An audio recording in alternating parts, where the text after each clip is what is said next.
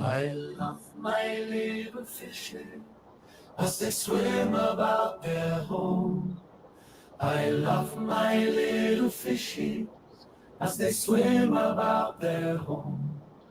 When the sunlight shines upon them and their colors begin to glow, I am drawn into a world where my heart longs to go. I imagine scenes of beauty and feel the warmth of love. I love my little fishes as they swim about their home. I have traveled the world over, but never found the peace that comes from watching my fishes as they swim about their home. My heart is happy and I am content to sit and watch them swim. I will not be alone while these fishies are in my home. When the sunlight shines upon them and their colors begin to glow, I am drawn into a world where my heart longs to go. I imagine scenes of beauty and feel the warmth of love. I love my little fishes as they swim about their home. Hey, Dina. Hey, Father Fish. How are you? Doing good. How are you? I'm doing good. I'm doing good. I'm here just to say hello. Goodness sakes, look at everybody in here. Yeah, there's a lot of people here tonight. Melissa, Lloyd, Redfield, Naditz, William, Stan, Adam. Goodness sakes, what a crew. Mercy, mercy, mercy.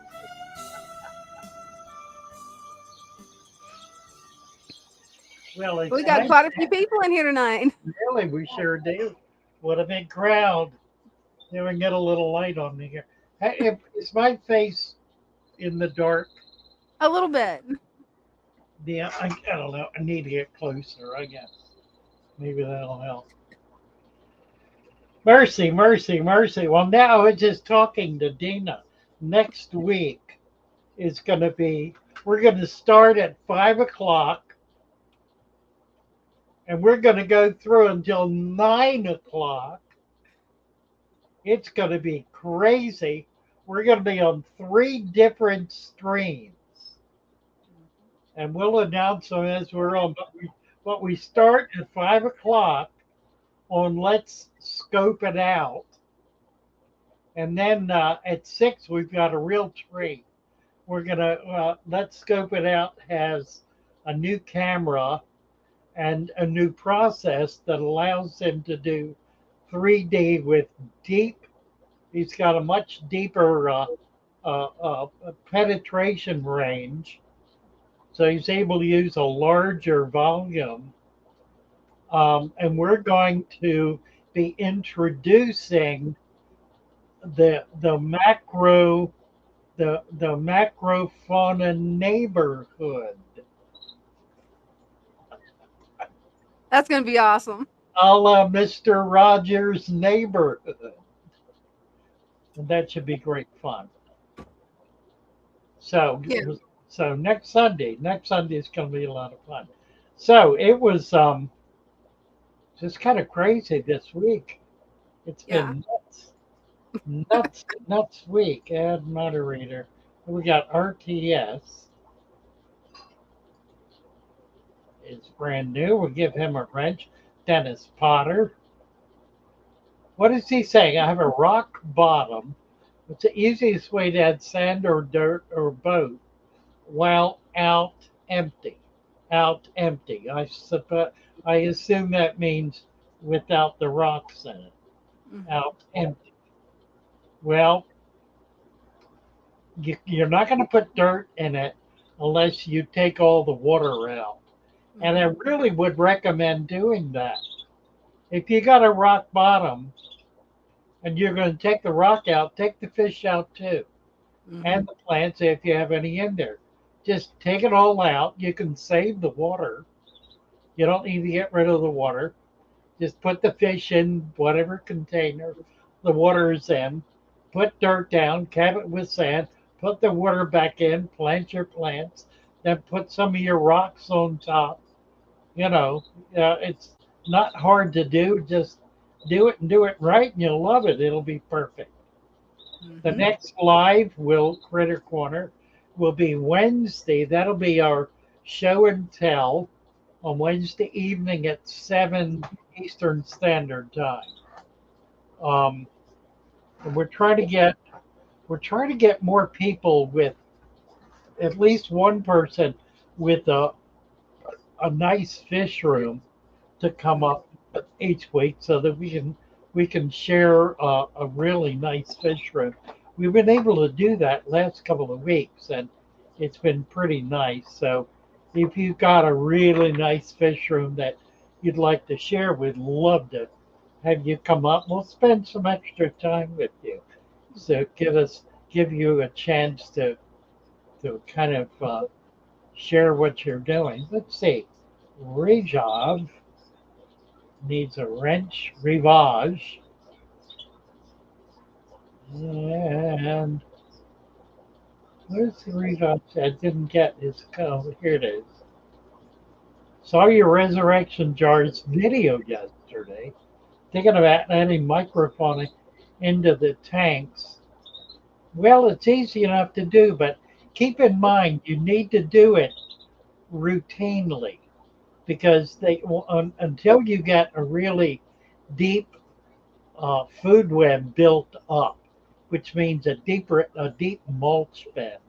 All of those fauna are going to be eaten up by your fish. That's basically what happens in this tank. They all get eaten up. I've got Yeah. a I've got a bit of a leaf bed in there, but with the fish that are in here, there really aren't that many right now. Maybe a dozen or so. But they do a pretty good job of keeping it down. I don't feed them a lot. I feed them a little bit once a day or so, but they do a good job of just keeping the. I never see much in the way of fauna in here, which means the fish are eating it up, and I don't replenish it nearly as often as I should. Um, so don't do as I do, do as I say. That's it. You'll be happier.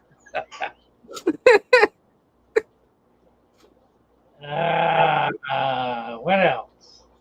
Adam, wrenches are free tonight. Yes, they are. DeWitt Martins, love you too.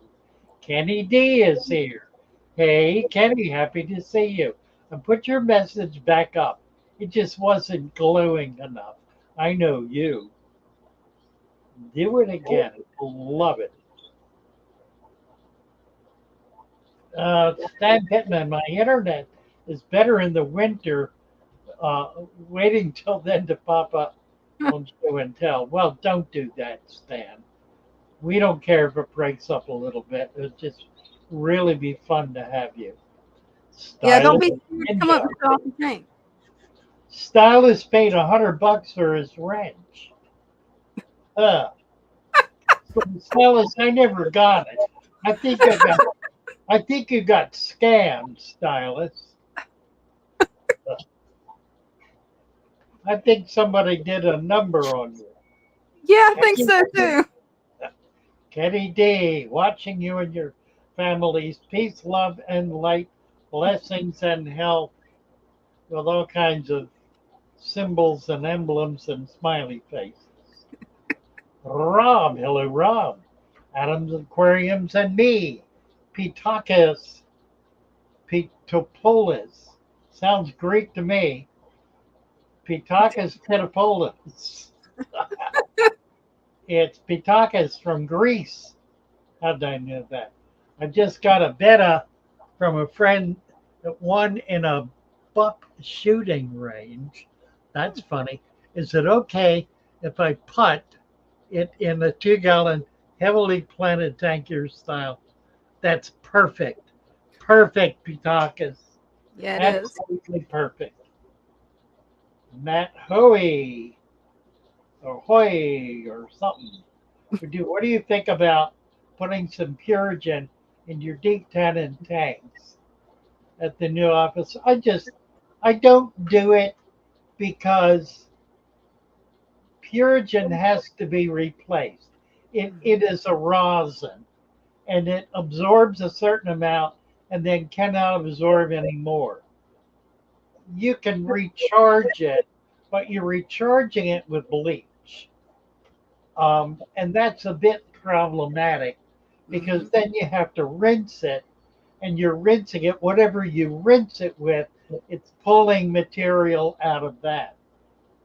And if you're rinsing it with RO or DI, then there's some question as to whether it's really going to pull the bleach out.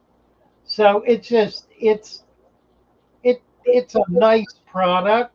It does a really good job of making water crystal clear. But frankly, I don't have a problem with my water becoming crystal clear. As to the tannin issue, I rather like it. When I have it, it's not like it's all that easy to create. And when I do have it, I find that it adds to the general ambiance of the tank. So I don't mind that golden tint in the water. So I just don't do it. I don't have anything against it. It's just that it becomes an added expense, an added chore, and ultimately an inconvenience. But if you want to do it and your water's not getting really crystal, then that'll do it. Mine gets crystal clear. I just haven't noticed it. By the way, went out yesterday on the boat. Haven't seen any video yet. I guess there'll be some. I don't know. Um, we collected water. Made it was so windy. I could not get where I was going, which is the second trip in a row where I've been prevented from getting where I was going. I talked to a guide in the area, and he was aware of the midden that I discovered about a month ago. He has collected on it and showed me a few things he had collected from it. I'm sorry, I should have gotten video of him, of the items he showed me. I just never think of doing that when I should. But he had arrowhead points, he had clay pottery, he had fossils, and um, what else? A lot of shell. So stuff I'm really looking for, but mainly I want to go there to get the animal life there. That I found gobies there, and I found little tiny crustacea, little Oh, crabs nice. that are a tiny type of crab, and other small kinds of shrimp and worms. So he suggested going back in the fall when the wind is not blowing in that direction.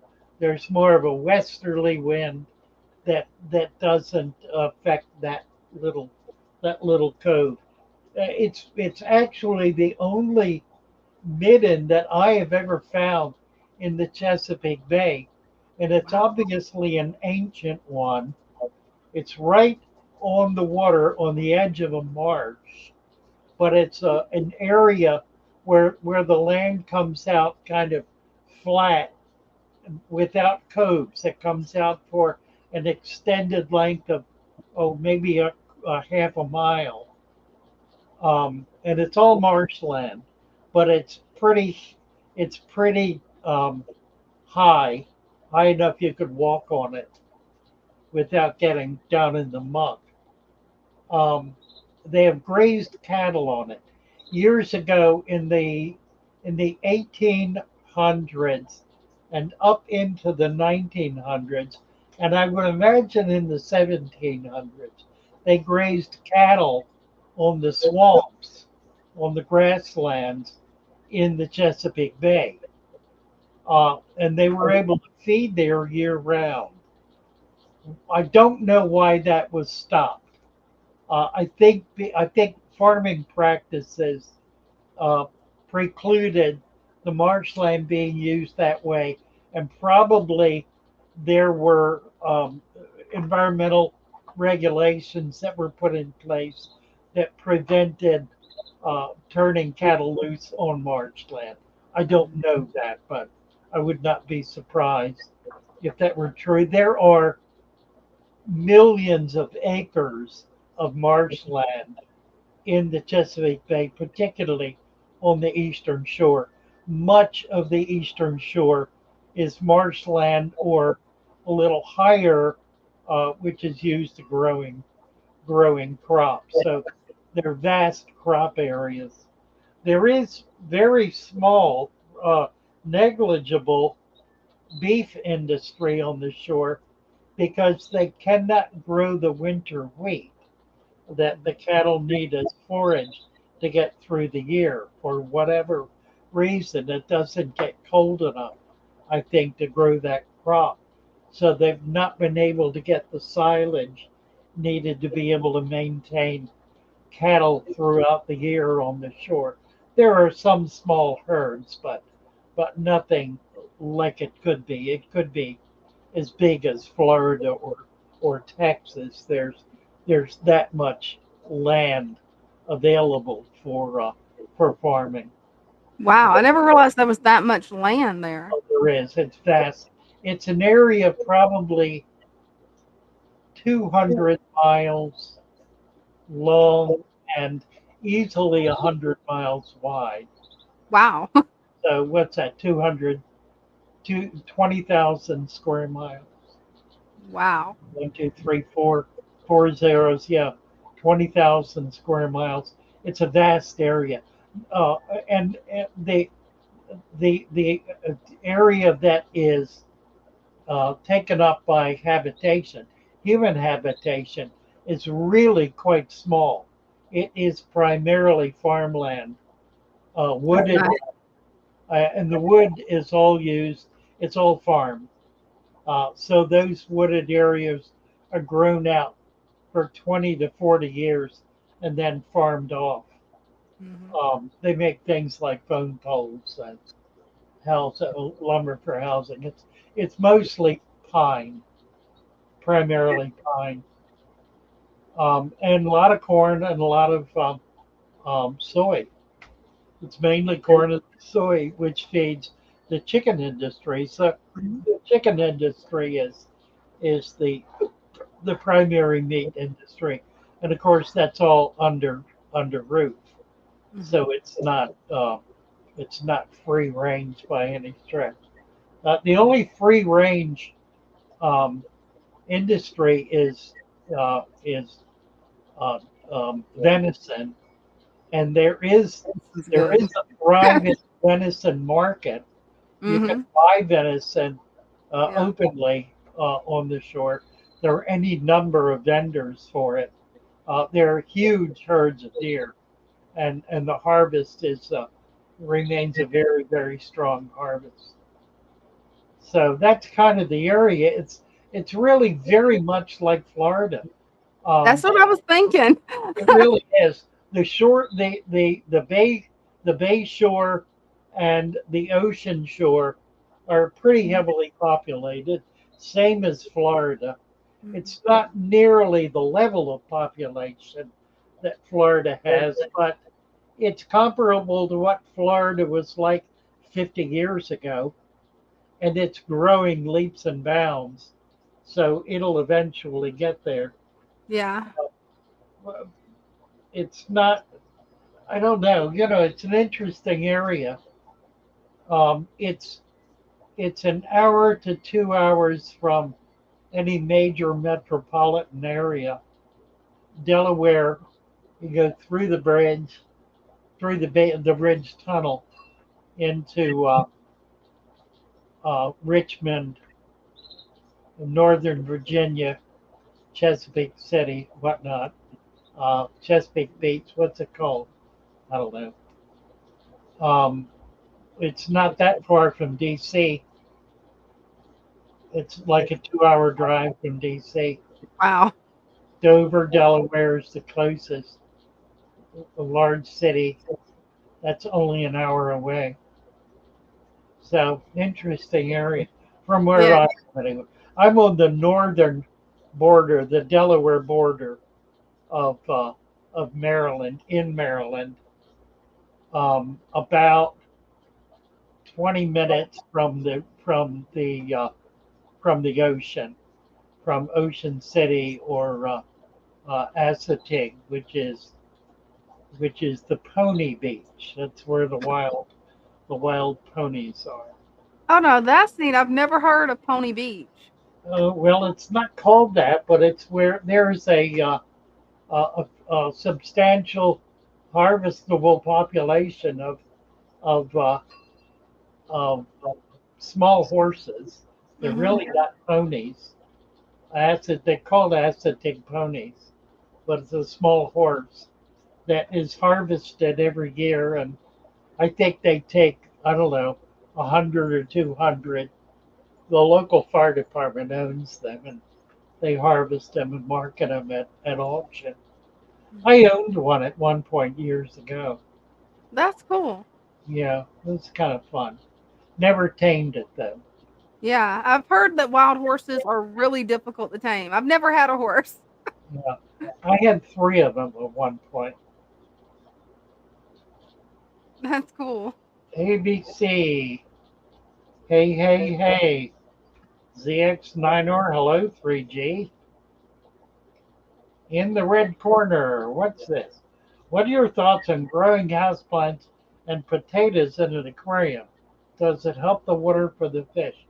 Well, it certainly pulls nutrients out of the water column. So yes, in that sense, it's definitely keeping the water um, from a nutrient buildup. Mhm. Let's see. Let me. In the red corner needs a wrench. Did I do that? Yeah, I did. I'm curious what type of potato he was talking about growing in the fish tank, though. Same thing. You have to create some kind of a basket Mm-hmm. for most any kind of house plant. Potato. There are other things that are grown. Sweet potato does real well. Now, yeah, I could definitely see sweet potato working. It'll grow. It sends down roots. Celery Mhm. is another one. There are any number of vegetables that you can grow in a basket with the roots going into. It's really not. People ask me about aquaponics, Mhm. and aquaponics is completely different from what we're doing. In that, in aquaponics, in order to make it work effectively, you need a high rate of nutrients going into the water column in order for the plants to be able to grow. Typically, that means putting a larger fish like a tilapia in there and then feeding it pretty heavily every day Mhm. so that it builds up a very heavy nutrient base, which the plants are then able to pull out. There are also any number of supplements that are available to the farmer who's growing aquaponics that we do not want to use in in our deep substrate or in our natural aquariums. I experimented at one point with a number of the aquaponic supplements, putting them in the water and also putting them in the substrate, in the supplement and the substrate itself.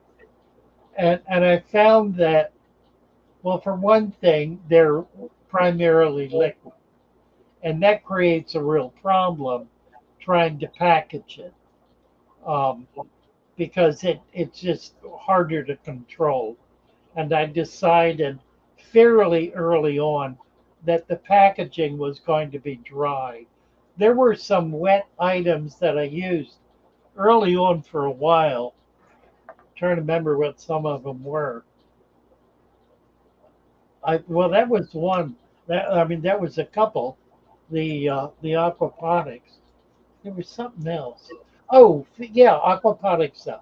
Fish meal, fish oil, and make a fish extract, that sort of stuff. I was using that, and it's a really good product, very rich, but it just kind of made it messy, being able to work with it. So I opted not to do that and use dry product instead, which from a packaging standpoint is simply a lot easier to manage. And it also makes it easier to mix because you can mix it dry. In the red corner is going to bed. Well, good night. Good night. Good Good night, night. Kitty. Okay, right. I know it's late. It's after midnight. Wow, But yeah, that's pretty late over there. don't don't eat until free swimming. Don't feed. What is he talking about? 3G. Talking to Michael. That's a Uh, good question. yeah, your planes are going to be shipped out tomorrow, Adam, and I will try to get to the girls before they ship to make sure they put some extra ice in. You should, if you were shipping Monday, you'll probably get it Wednesday. You could get it Tuesday. Uh, the post office advertises one day, but it never is. Yeah. Christy says, "Thank you, Father Fish, for setting me up for great success in the hobby.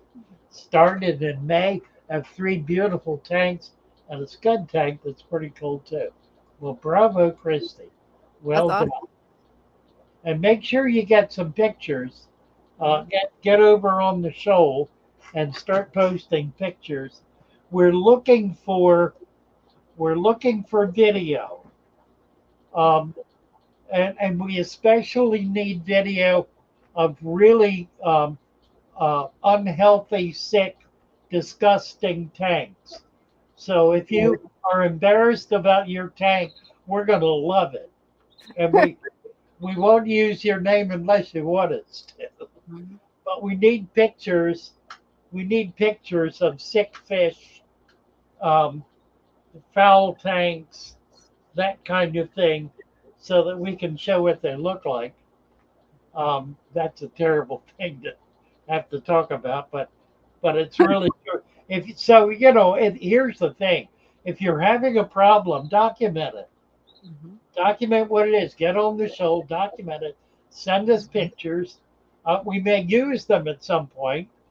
Um, if you post on Discord, then the assumption is that you're making those posts available to us to use. We always give credit if we can, and if we can means if we know who you are, uh, Yeah. which we generally do. Um, so be sure to do that. Showing a tank from catastrophe to success is that's $1 million. I Yeah. mean, and that's a story worth telling. So by all means do that. By all means get pictures of problems so that when they get cured, you can do pictures of that showing that you have overcome. Mhm. Growing sweet potato out the side of a tank. Now, how exactly do you do that? Out the side of a tank? Certainly not through the glass. I mean, what does that even mean? I don't know. I was wondering the same thing. I just wasn't gonna say nothing. Really. Cornwall, yeehaw! Hey, Cornwall. Lloyd Goodyear. Bear Gillis. Let's see. Some plants and bamboo. I'll post some pictures. Only issue is a little about an inch of water every week or so. Absolutely true. Um, which is the main reason I do not do that because I don't like all of the evaporation. Now, what you're getting is not evaporation. What you're getting is respiration. It's a very different thing. I have some gallon jars on my windowsill with bacopa in it, and the bacopa has grown up and kind of filled up the window. But the water, that gallon of water, goes all the way down in about 2 weeks, and it's not evaporating out. The plants are respirating it. They're taking it in and releasing the moisture into the air. Christian B wants 3J to come up on Wednesday, give a short tutorial on hatching and raising different fish. That's a really good idea, Christian. Yeah. A really good idea. And 3J has got it nailed. So I think, Mhm. yeah, if you want to prepare that, 3G, whenever you're ready, be happy to do it. That's such a good idea. Um, and there are different techniques too, based on the different fish. Cichlids are different from tetras, which are different from air breathers, from gouramis, Mhm. which are different from catfish, cories, and so forth. So there are different techniques for each of those different groups of fish. So that would be a really good thing to do. And then we can do videos on that and show how to do that with each of the species. I've been kind of loath to do that up to this point, but I think I'm reaching the place where I'm really feeling the need to. There are so many people who have come along now in the hobby with the natural tank who are looking to take the next step. And that being able to breed fish in a natural tank is very much the next step. So I think it's going to be good for us to begin to do that. Yeah, I think it's gonna be fun learning about all the different ways that you can do that. Oh, you bet. Cornwall is celebrating his assassin snail's birthday today. Well, happy birthday to your assassin snail, He Cornwall. said, he said he brought him some friends to eat.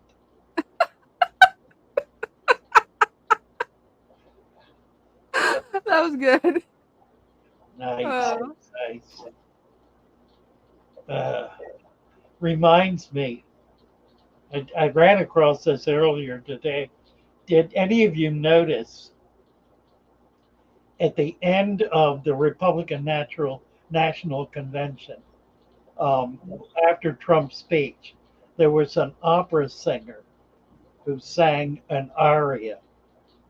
no, I didn't notice. There was, and it was Yeah. powerful. But I rather expect that very few people know what that area is. It's a rather popular one. If you Mhm. listen to it, it's on YouTube. It's available.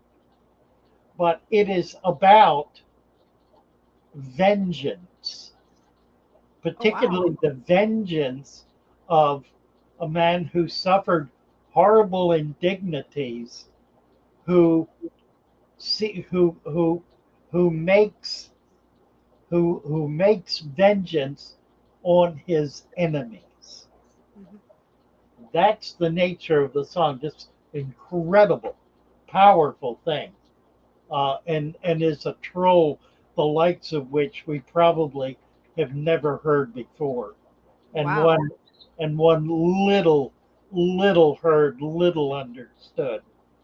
But don't even know if it'll get out. But stunning, really stunning. Yeah, I have to see if I can find it Right after on the you. Sum of All Fears, the ending of the movie Sum of All Fears. That's exactly what it was based on.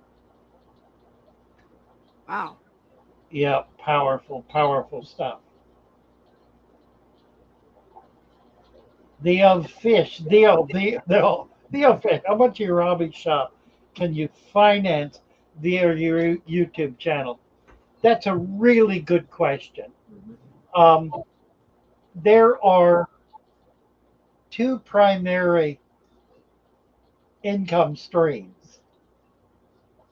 One is uh, um, Google YouTube viewer payments, payments for viewership, and that I my views right now are about 750,000 views a month.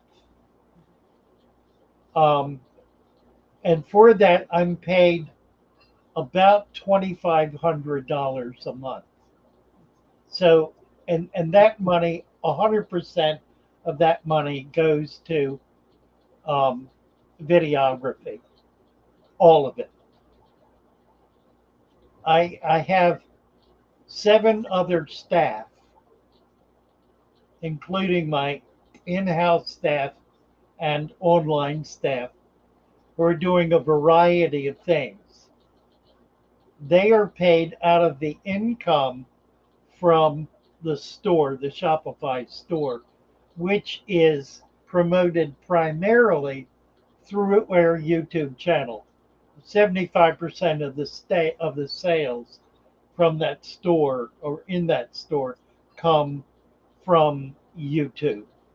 So they're coming directly from the visibility, the fatherfish visibility. So that really has to be counted as YouTube income because it genuinely is.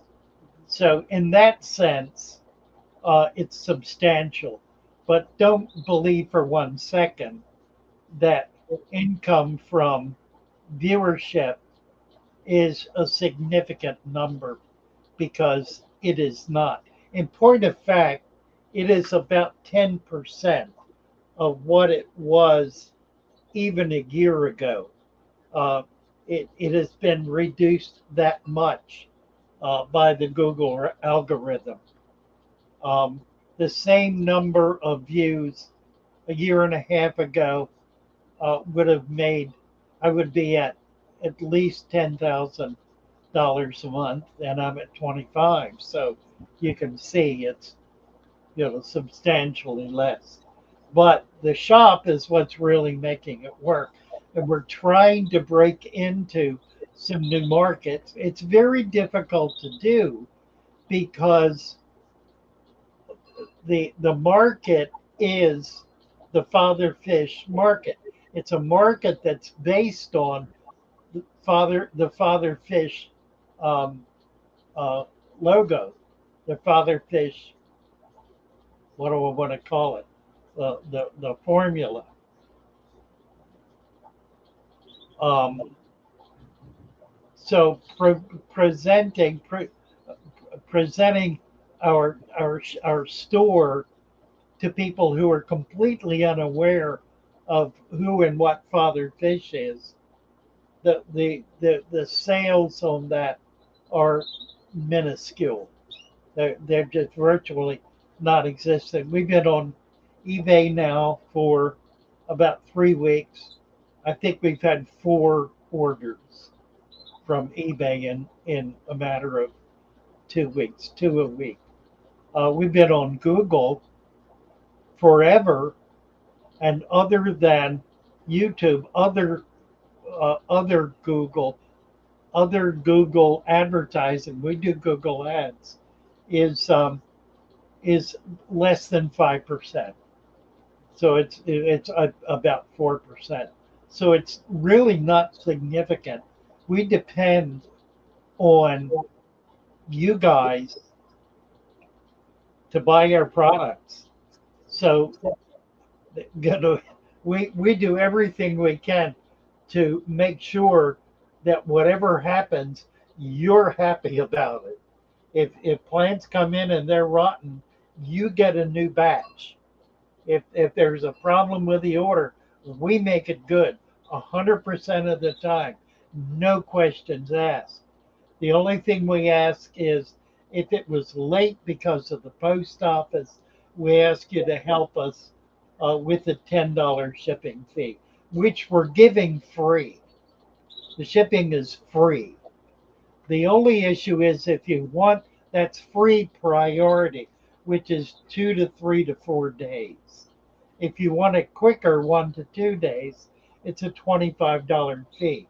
Now, if you're living in California, Texas, Nevada, Wyoming, Arizona, Oregon, Washington State, any of the uh, any of the western states, our cost is $50 or more.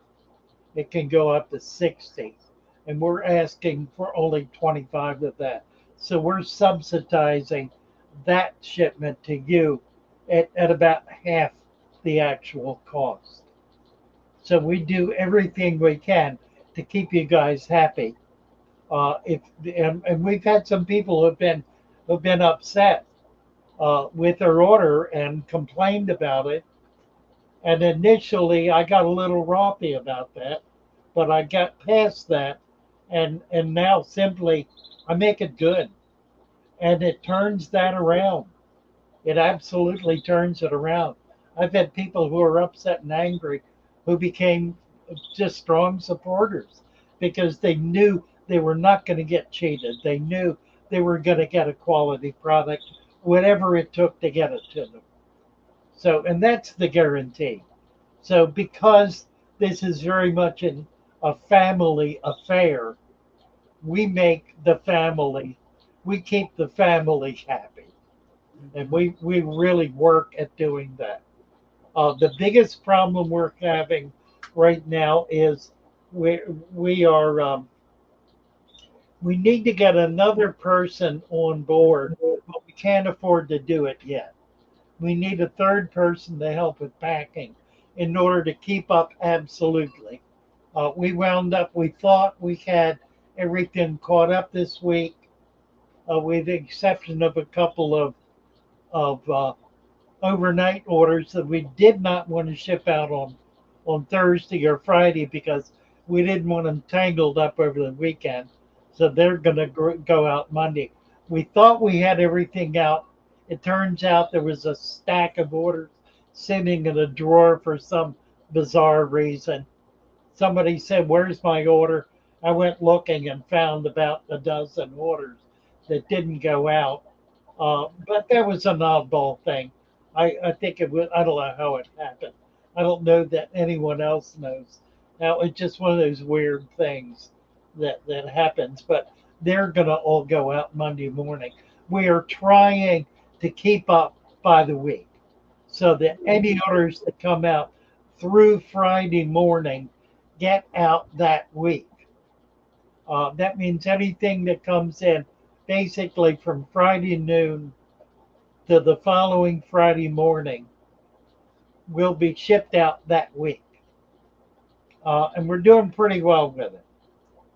13, let's see, William has said, I've ordered 13 or 14 times, 13 or 14, never had a bad batch. Every day, every time it's been a success with clients and everything I ordered.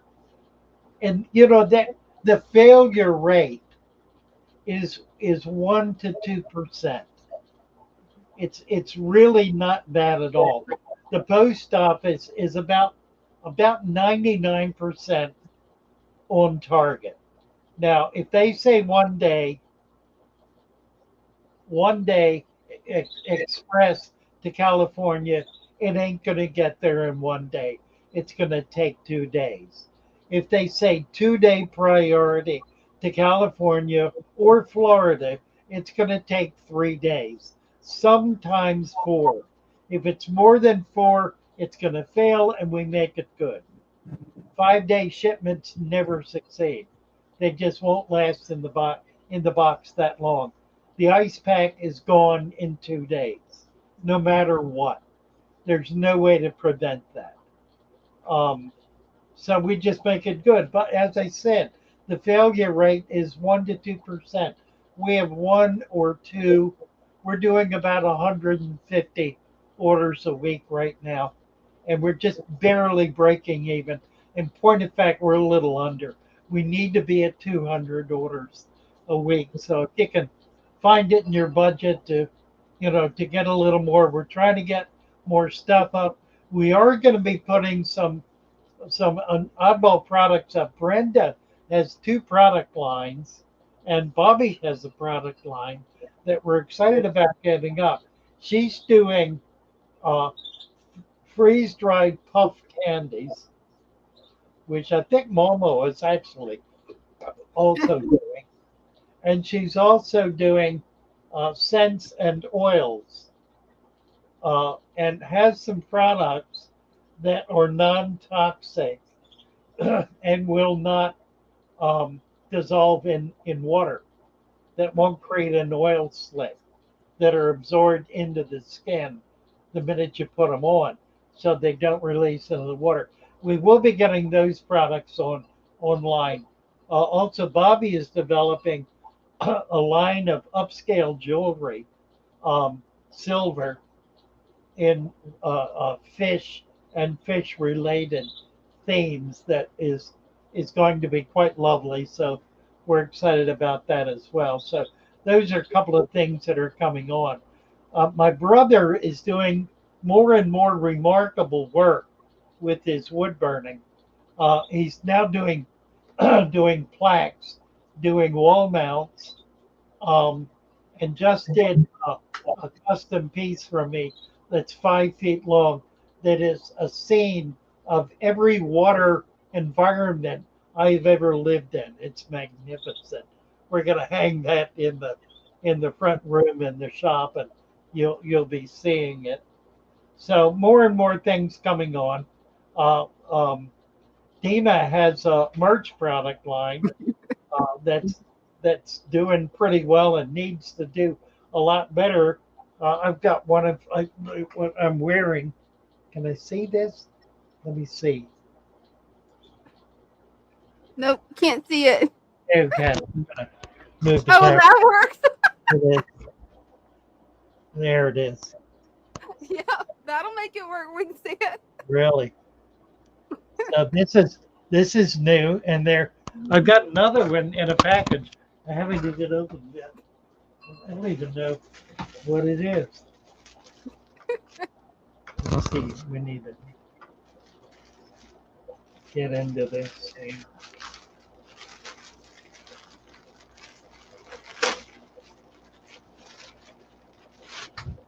Oh, how pretty. All right. Nice. Oh, that's nice. Leave it alone. There you go. In red, no less. So, a couple of things that Dina has done, and there's more. Um, I should mention that each of each of these items, plus we have distributors in right now 5 different countries around the globe who are providing supplement and other products, including dirt, some plants. It's a variety of things. In Brazil, they've got a very wide line of products. Um, Australia is coming online. India is coming online. We have Great Britain. We have that's the UK. We have the EU. We have Canada. We have Brazil. We have UK, EU, Canada, Brazil. What's the other? Here's the fifth one. Can't remember. One country. Union, Brazil. I can't remember either. I can get on the website and look. Yeah, really. I don't remember. That's funny. Well, we've been trying to get Australia up, and I think they're ready. And we keep thinking we got somebody in India, but it hadn't happened yet. Also, the Philippines and Indonesia. We got some folks in those areas, and those are major markets. We've got we have more people watching our videos in India than anywhere else other than the United States. There are more people in India watching our videos than Canadians or people in the EU and UK combined. Wow, that's impressive. Yeah, it's like almost 10%. So it's interesting. But what I was going to say is that I support those people and help them. I send them leads, send them customers. We derive no income from their efforts. That's 100% their business. So we're trying to help people develop a small business in their country to get it to the place where it will provide some income for them.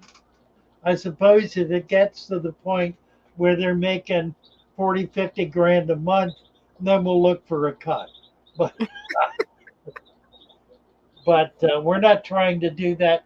That's not our interest. Our interest is to help people make some money, get a product line going, and make some money in this hobby. Definitely. And it's coming. We're getting there.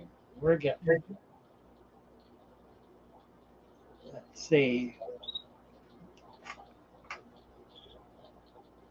Yeah, I love MTSs. I really do. And I don't mind them on the glass.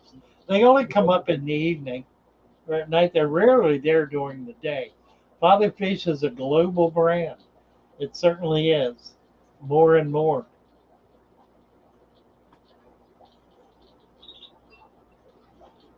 What else? Well, we got a UK guy, Cornwall. We call, but what you ought to do is talk to my Eve. You might be able to work out a way to expand the product line with her. She's in where's she in? She's in Scotland. Um, but get in touch with her. She's on the Discord. In fact, she runs the Discord. She's their Discord master. And chat with her about what she's doing. Uh, I think she's looking to try to find a way to expand. So if you can work that out with her, that could be a good deal. I have not, up to this point, not supported a second person in any market because the market to date is small enough that it's barely enough for one person, much less two or three. But I have tried to put some people together to see if they can um, create some teamwork or make some magic happen between them. I know that's what's working for me. I've got 8, 10 people on board with me right now, plus another 50 to 100 who are working in a whole variety of ways as volunteers to make all kinds of things happen. So this is becoming quite an enterprise.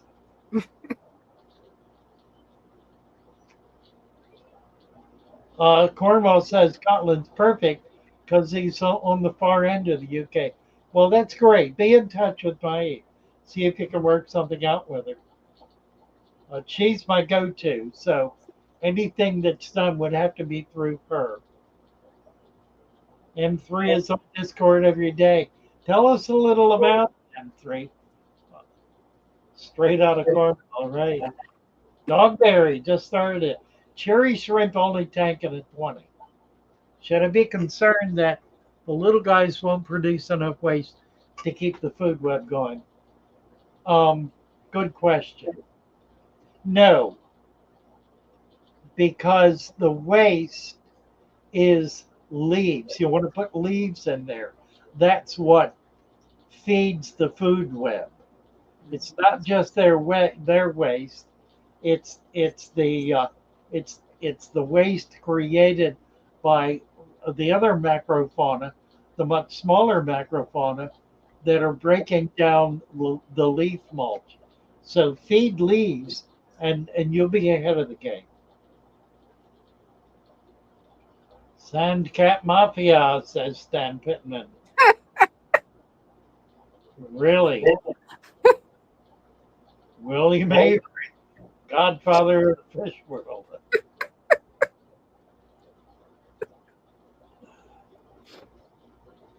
Dogberry, will do. What's he gonna do? Oh, the cherry shrimp, right? Uh, what else? Oh, glory. Let's look at some product here, shall we? That sounds good. Well, we got the father fish supplement. That is really the key to having a father fish aquarium. It comes complete with instructions, and this treats up to 100 gallons. It's really easy. Anybody can do it. Then we've got the stem plant package, which is 15 bunches of 4 to 5 plants per bunch at least 15 different species. All plants are beginner friendly and all of them are seed free, so no chemicals and no CO2 injections are required for any of these plants. Then we've got the specialty plant pack, which is 15 varieties: Anubias, floater, fern, moss, and a bulb. Again, completely seed free and pretty easy to do.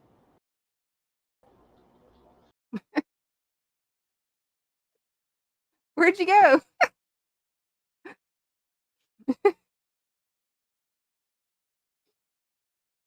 Now we gotta find father fish. Oh, there it is. Then we got the rooted plant deal, which is 15 varieties of swords, vallisneria, Sagittarius, crypts, and a farmer's choice plant. That's a really good deal because that's a $250 value. Then we've got the complete soil substrate for 55 gallons. We got it for 25 gallons and 10 gallons. This contains everything you need. It's got the humus, the compost, the soil, and the father fish supplement. All you have to do is cap it with 2 inches of pool filter sand. We've got that in 25 gallons, and we got it in 10 gallons. And this is really easy because all you have to do is dump that in a 10-gallon tank, cap it with 2 inches of sand, and you're good to go.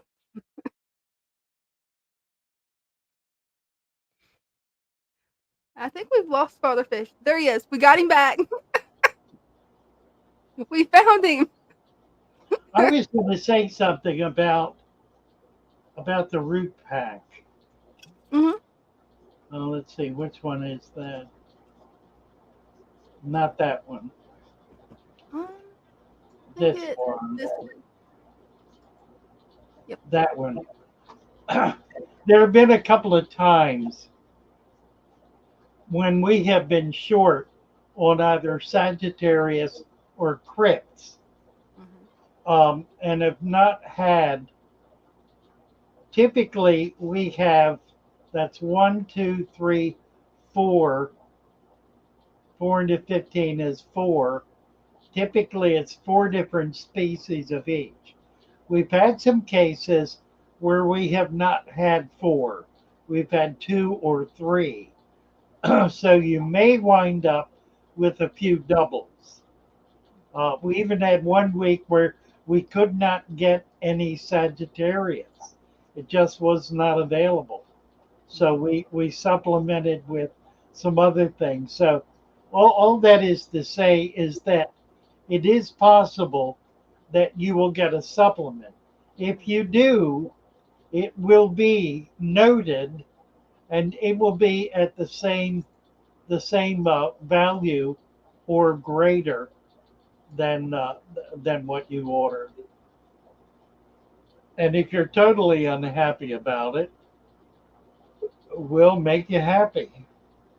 That's it. But we hope you're not. We really haven't. I don't think anybody. There was one person. Um, if you order, for example, if you order like 6 corkscrew valves or 6 jungle valves, we know that's what you want, and we're not going to substitute something else for that. So it is possible that will be, if it's a large number, that will be out, and it may take another week to get that order to you. So if it takes 2 weeks, it's simply because we do not have, or we ran out of, or we're not able to get the product that you want, but it's on order, and as soon as it comes in, you'll get it. There was early on in the season, it was impossible to get corkscrew valve and red root floater. It was simply not available anywhere in the United States. They just weren't there. They were being shipped in from Malaysia, and not in very large numbers. So what we're trying to do is build our own um, our own farm of some of these items that are more seasonal, so we can have them through the year.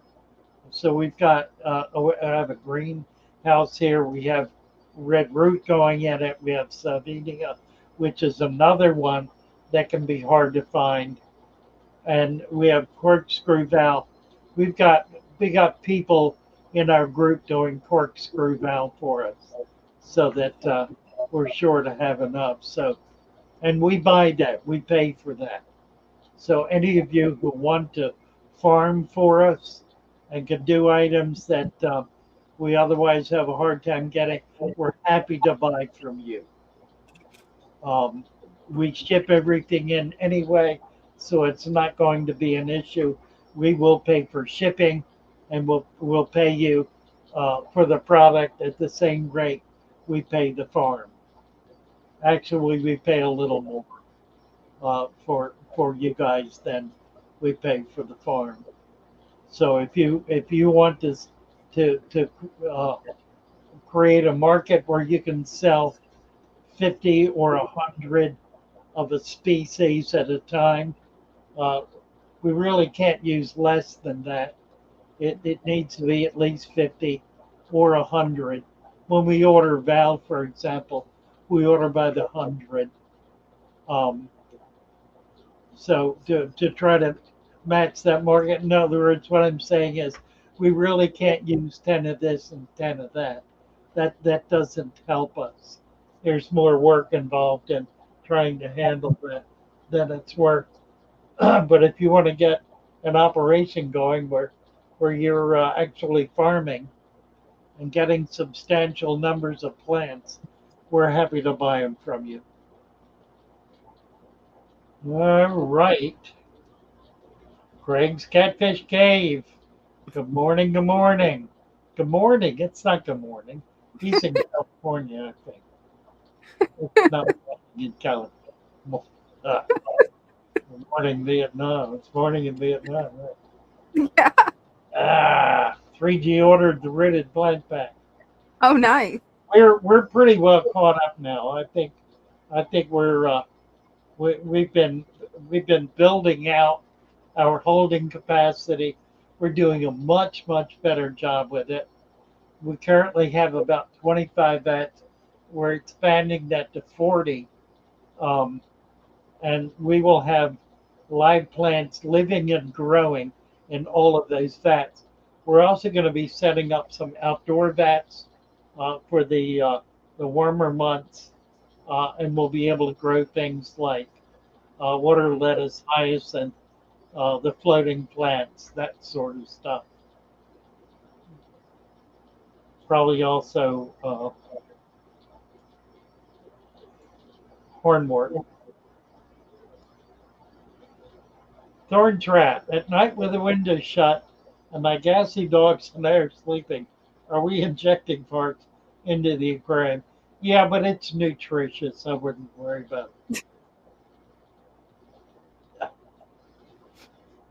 Nutrient gases. Right. Cornwall. Craig's Catfish Cave this morning. Where are you? Are you in? You must be in Australia. That would make sense. MS is in Canada. Yeah, shipping from Canada is another problem. That it goes through customs, and It's just not worth the hassle.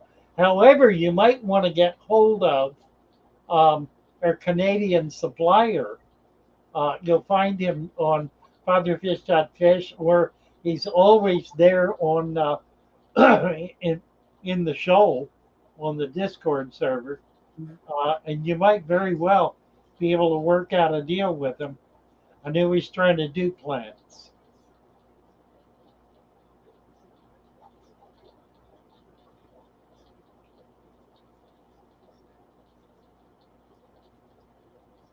Oh dear. Oh, see, that's what I thought. Oh yeah, yeah, right. The fish fart.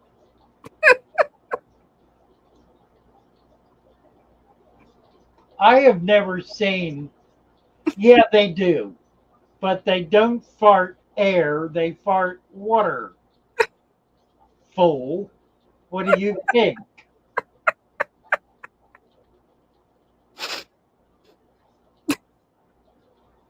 Oh Lord.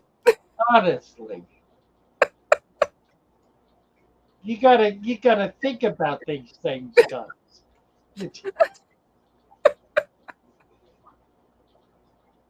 They're fish, fish. They fart water, right?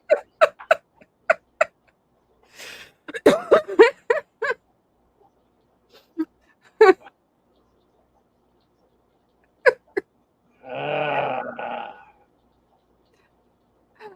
Oh, that was good because I was scrolling through trying to get back to a different comment and it wouldn't let me go to it. I needed that laugh. cornfield feels stupid. I don't know why you should feel any differently now than you ever did, Cornwall. I mean, really, what makes today different from any other day? You got to be a Jew to understand that.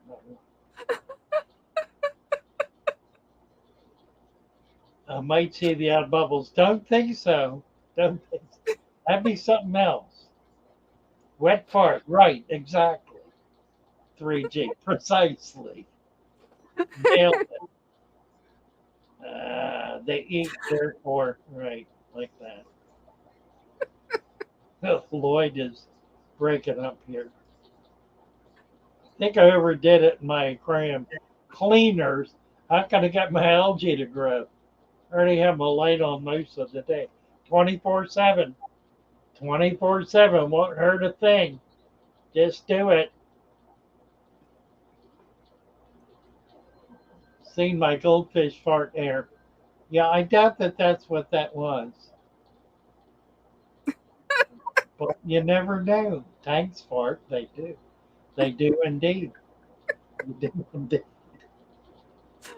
Oh Lord. By the way, that was on the order of father fish urban myth as opposed to Yeah. a book print truism. Fart jokes are always funny. Father fish substrate farts makes rooms smell like black cow or raw sewage. Oh dear. Never had that problem with my father fish tank, so 558. Ceto 558. yeah, I don't know why it won't let me scroll past Yeah. 6:30.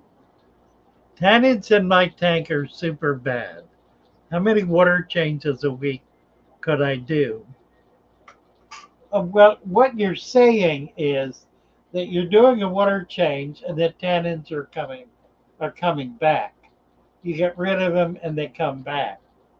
So if you really want to control tannins, then take out of the tank whatever it is that is leaching tannins, and then you won't have the problem anymore. See, this is the problem with the whole mentality of doing water changes. Water changes do not solve problems. Changing the water solves nothing. It simply postpones the inevitable.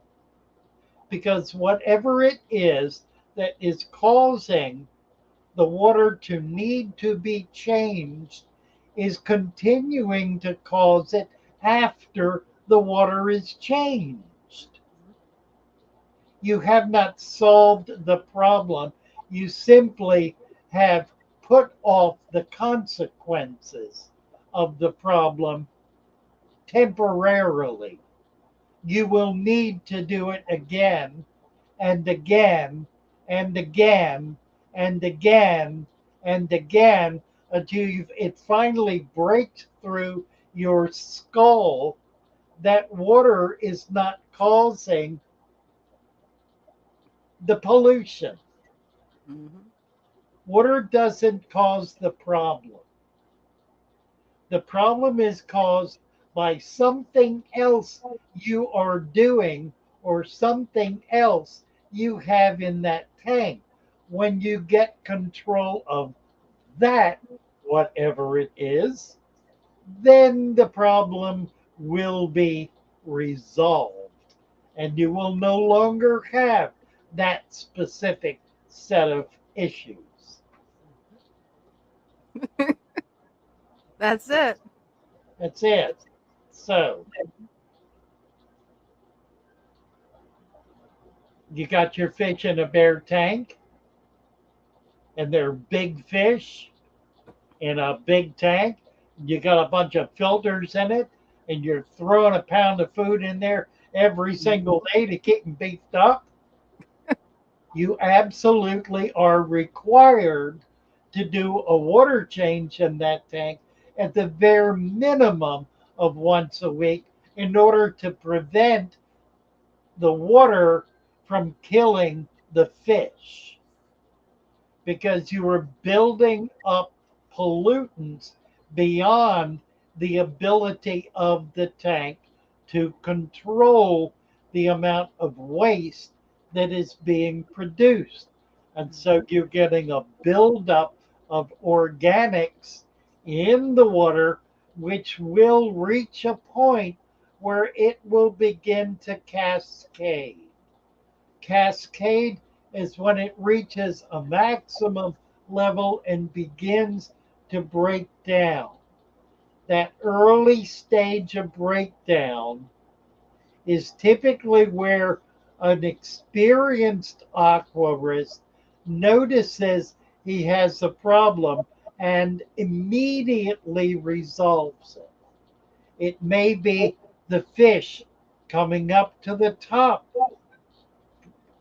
to breathe, looking for more oxygen. That means there is an oxygen deprivation in the water caused by an excess of bacteria that are consuming the waste beyond the ability of the tank to be adequately balanced with O2 and CO2. So there's a higher rate of CO2 being produced than can gas off right away and be replaced by O2, which brings the fish to the surface to get more oxygen. When you see that happening, you have less than 6 hours to fix it or start pulling dead fish out of the tank. Mhm. It is an emergency situation, must be dealt with immediately. You can also notice the same thing if the fish will suddenly just stop moving. They'll just stay in one place. Discus will do this. When they're stressed, they stop moving. They hang with their head slightly up. They turn a darker color. They are getting ready to die. If you catch that quickly, do a major water change, they can come back from it and be okay. So, this is the issue. The problem with those conditions is not solved by changing the water. It is merely put off until the next time the water conditions reach the same level, which they absolutely will, everything else being equal. To resolve the problem, you must change your practices. You must do something different than what you are doing in order to reduce the onset of that specific problem. Or you can simply play roulette with the garden hose and the siphon tube and try to get it out and try to get it changed as routinely as you possibly can. The difficulty with that is that you never really know what you're putting in that tank. You never really know. And the time will come when you will put water in that tank that the fish cannot survive. And it happens in every single water treatment system or private well in the world. The moment will come when something will go wrong, and you won't see it coming until it's too late. Better, I should say, better to set up your aquarium so that you do not have these compounding issues being created, but rather have a system that is balanced, that is harmonious, that maintains stability, that is not crashing and burning every 6 months. And that's what the father fish system is. And the reason I keep beating that drum, video after video after video after video, is that in the fish fam alone on YouTube, only about 10% of the fish tubers have got it yet. That's true. They still haven't got it. 90% of the people keeping fish, not you guys, you've been here, you're locked in, you know what you're doing, you got it nailed. But you need to reach out. You really need to reach out. You need to just be sharing this message. Get it out there and don't be afraid of the imbeciles who tell you, oh, that's pretty stupid. Put that in your tank. Right. You want to listen to the fool? Treat the fool as a fool. No, don't do that. Don't tell them they're a fool. They're telling you you're a fool. You need to tell them you need to listen.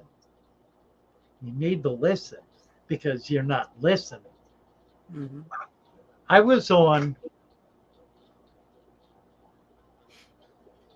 a channel recently, and actually, it's a bigger than a channel.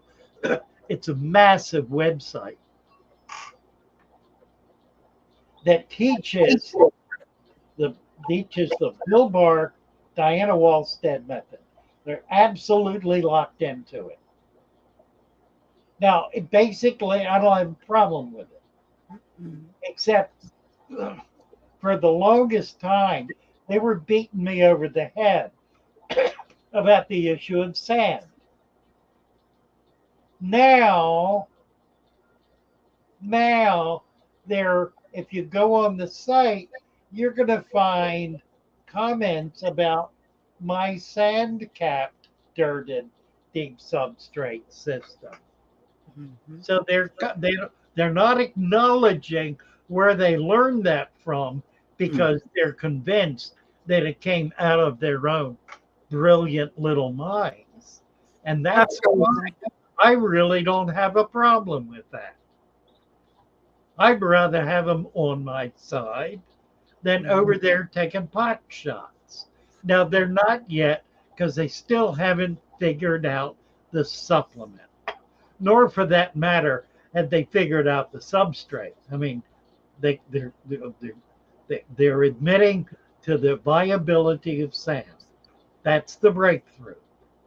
The next step is is enriching that substrate so that it lasts more than a year without having to stick FERT tabs down inside it. They'll get there. They will. It's They're, going to take some time. they're at least on the right track. The problem is they're reactionary. They're deeply reactionary.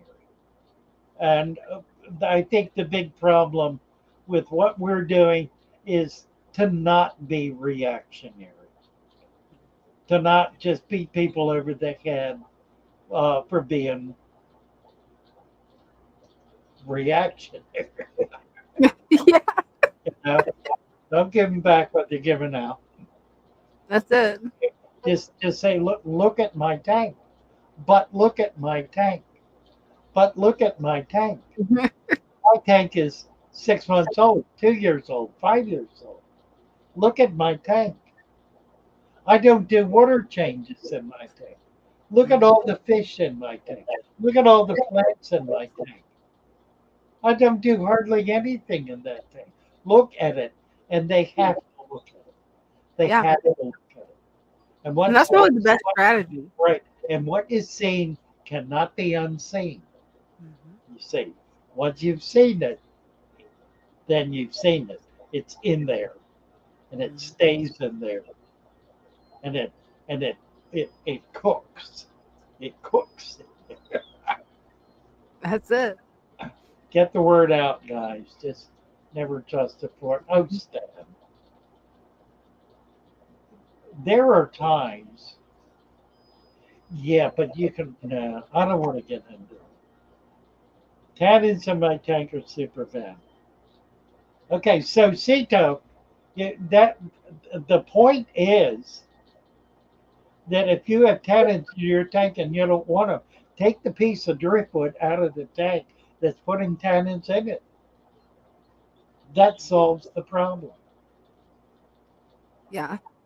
I mean, that's all it is. Leaves aren't doing it. It's a piece of driftwood doing it.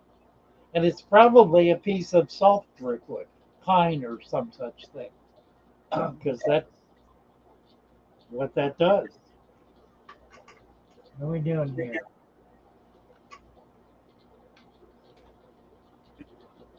Oh, right.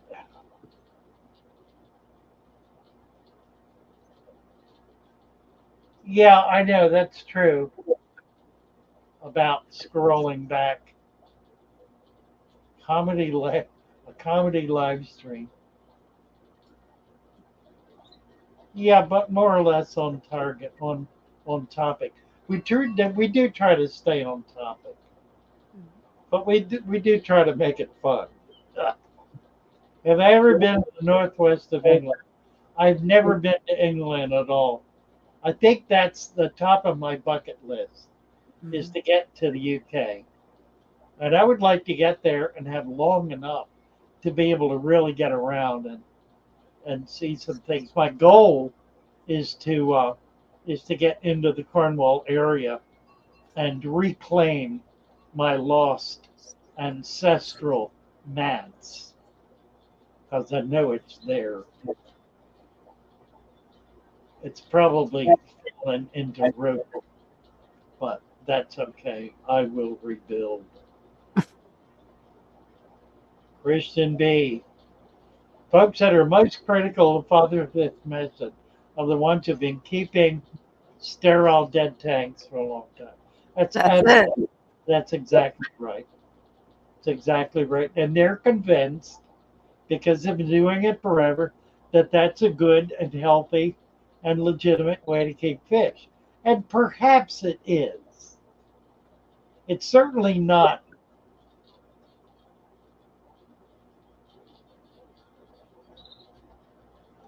It's certainly not a safe way to keep fish. It is not safe because if you get sick and nobody is there to care for your animals, they're going to get sick and die.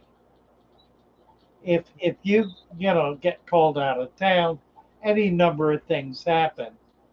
That tank is going to be in trouble. So so long as it depends on your consistent routine management, then it really is not a stable environment. And that's my challenge is to create a stable environment. Definitely. Well, here we go. Badlands Aquatics. Doe vibrators. Um, I've done it with Central Americans. What you have to do is you've got them in a big tank. You need a very deep substrate. And if it's a real serious digger, I don't put dirt in the tank, not initially. I just put 6 to 8 inches of sand in, and I may expand that beyond that to a foot of sand. If it's a tank that's 3 feet deep, 30 inches deep, a foot of sand is not going to be too much, and they won't dig through it, particularly if you put hardscape on the surface, because generally the only reason they're digging is to get to hardscape. They're digging to get down to bedrock where they can lay their eggs. If you've got flat rocks on that surface, that's all they need. Now, they may be pit spawners. Pit spawners are different, but pit spawners don't go deeper than 4 to 6 inches maximum. And that's a big fish. A 2 foot fish will go 4 to 6 inches. A 12-inch fish will go 3 to 4 inches. So a pit spawner is not going to go particularly deep. So you can find ways around it. And then what happens is by putting plants in there, and you got to put them in places where they're not going to be rooted up. You need deeply rooted tanks, plants. You need swords and vallisneria, and stick them down in there. They will chew on them, but typically they're not going to be able to pull them up. And more than one or two, you need you need a number of plants in the tank. And as one gets pulled up, stick it back down in there. Keep up with it. Typically, what they'll do is they'll focus on one plant and they'll chew that down to a nub, but all the others will be left alone. That actually works. That's pretty effective. And then over a period of time, the waste that's being produced by feeding them and from the plants and everything else builds up a nutrient level in the bottom. You can add food web to it. Food web is a brilliant way to work with big fish because it gives them the comfort level they need to be able to raise babies. They will spawn if they've got a food web because they know there's food there for their babies. I mean, they'll spawn anyway, probably, but they'll spawn a lot quicker, and you'll be able to leave the babies in there. So there's a way to do this that's really effective with big fish, but it does take some special accommodation.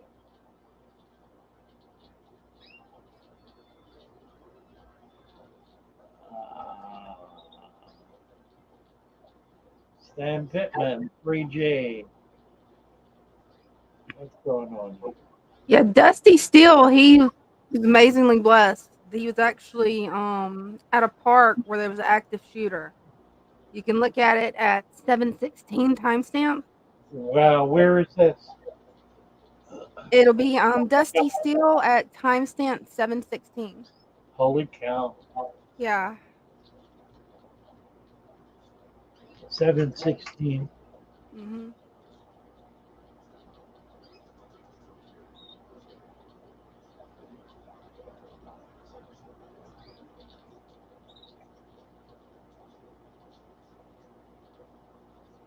Wow. Ah,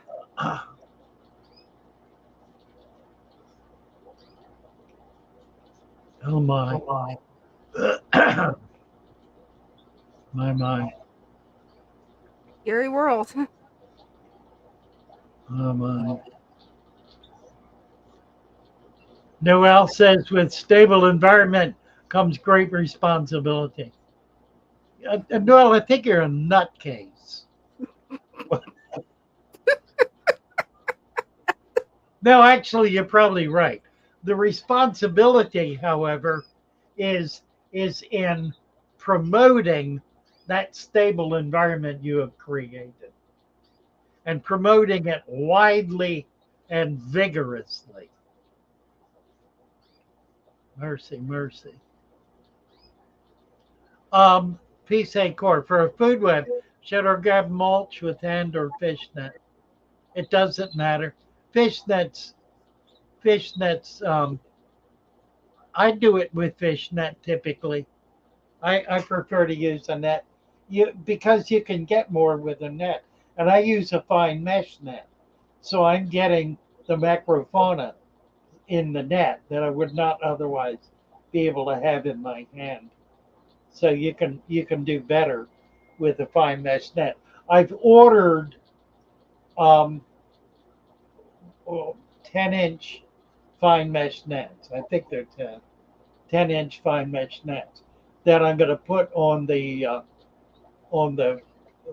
Shopify to be able to get a large fine mesh net.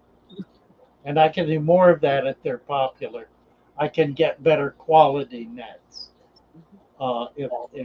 if that works out.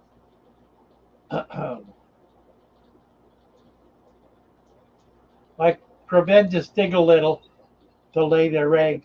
They dig under my leaves and spawn. That's interesting. If you lay a flat stone in a tank with a breeding pair of Creventus, they will tunnel under the flat rock and lay their eggs on the roof of the cave they've created. In other words, they create an opening under that flat rock and they lay their eggs on the roof of it, um, which prevents dirt from or other debris from settling on the eggs. So it's a brilliant strategy. And then as they hatch, they're able to maintain those babies right there in that little pit they've dug out that's secure from external predation. So they're in a safe spot. You'll see babies begin to poke out when they start swimming. It's really really cute. I love baby fish. Lush and Salty is here. Nice to see you, Lush and Salty. Doing a great job on your YouTube channel. I absolutely love it. You're just knocking them dead. Really, really good stuff. Mhm.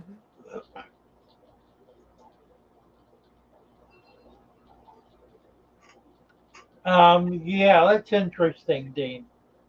Um, I think we all have that happen.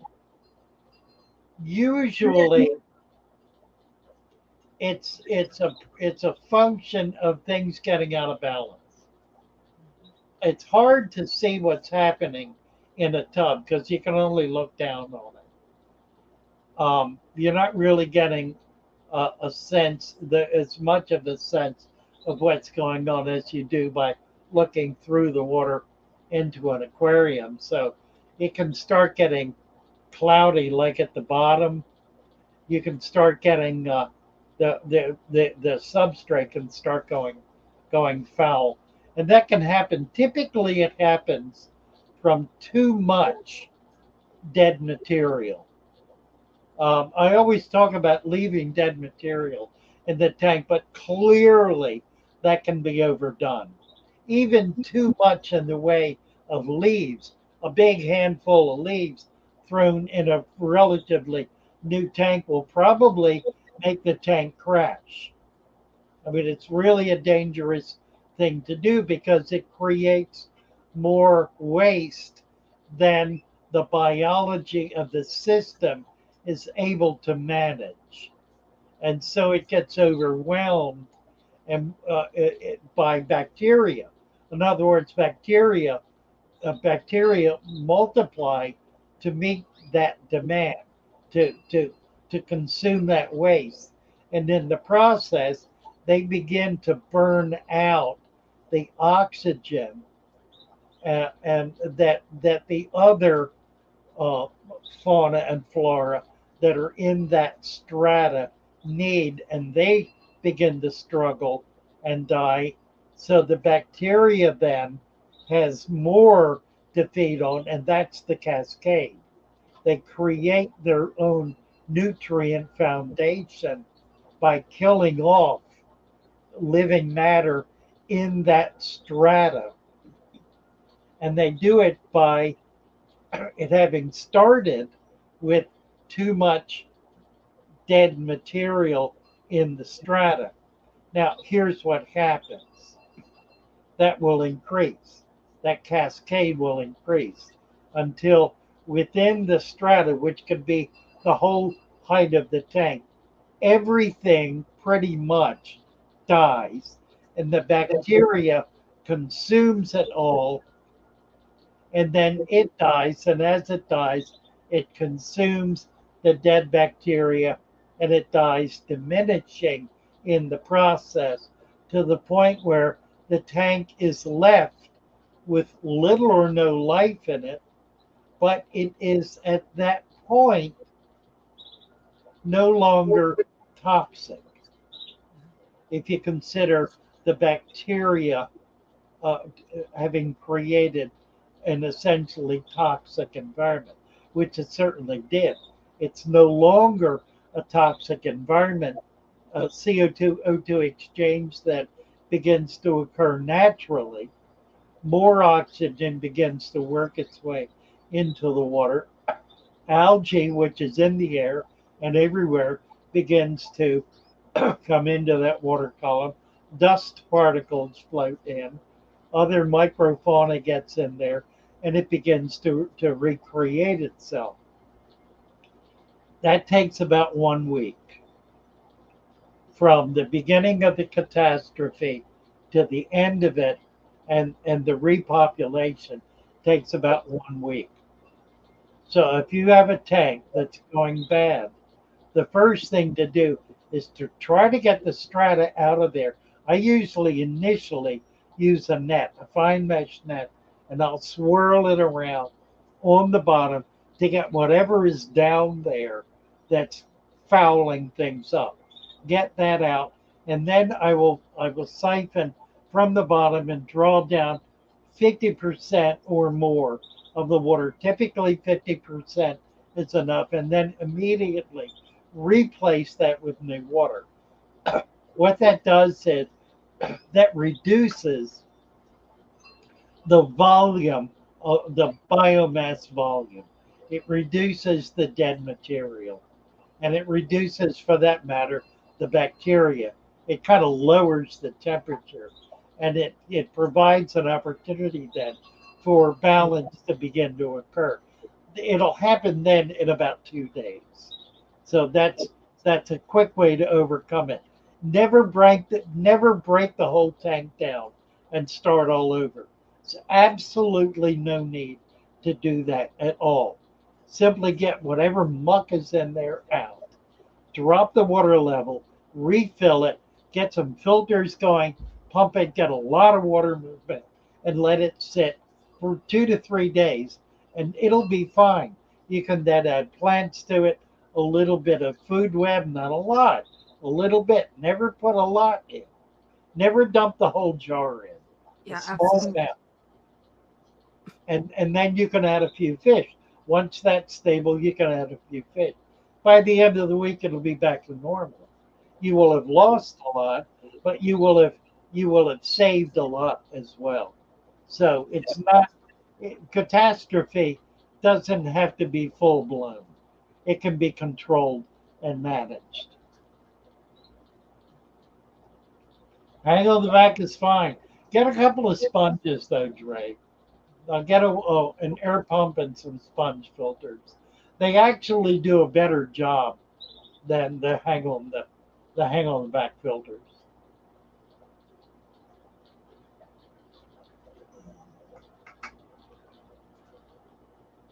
Generally, yeah, for chlorine and chlorine, of course, are different.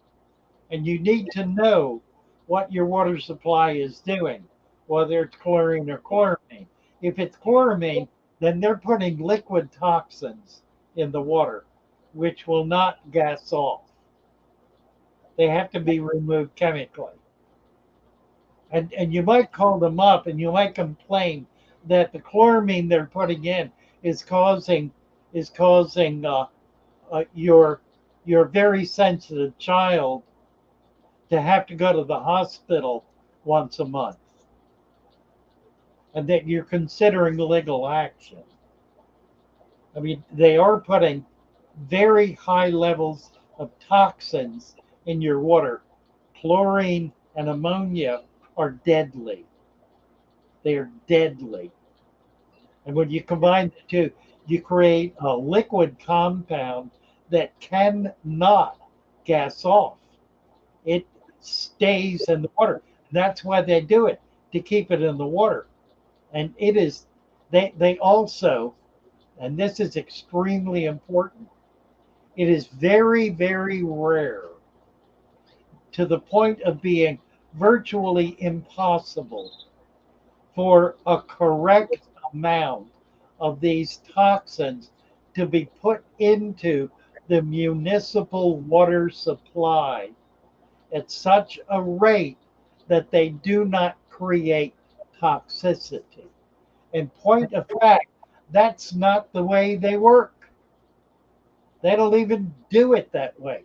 They don't do it to try to make it at a low level. They do it to purge the system. So they'll dump large amounts, bags full of, or even lift shovels full of toxins, dump them into the water supply, let them wash through in order to poison and kill anything that's growing on the walls of the pipes. And that gets to your tap. Do they That ever think of what that does to the people though? That's horrible. they That's haven't been that's scary. I know.